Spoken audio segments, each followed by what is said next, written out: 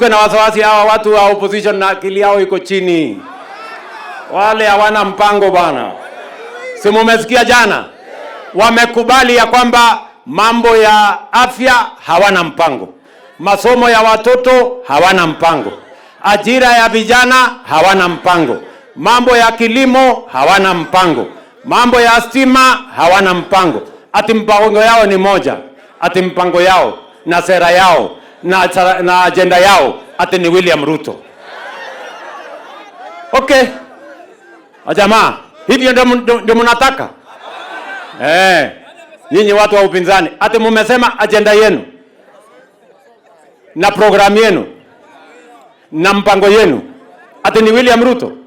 Surely, are you sure? Mnataka twende hapo? You will regret.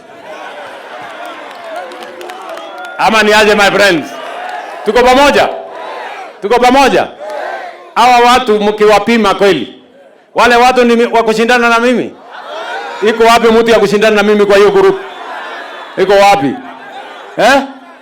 Hawa watu nitawanyorosha asubuhi na mapema. Hawa watu ni watu wa breakfast, tutamalizia hapo kwa breakfast. Hawafiki lunch hawa. Sijui kama tunaelewana my friends.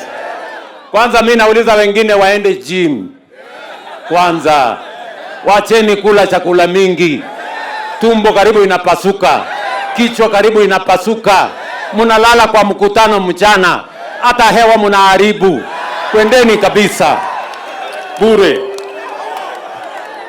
Mount Elgon hoye! Mount Elgon hoye! Mnasema tuendelee na Kenya? Tuachane na hao wapuzi? Tuendelee na Kenya? Kwa hivyo Mount Elgon mnasemaje?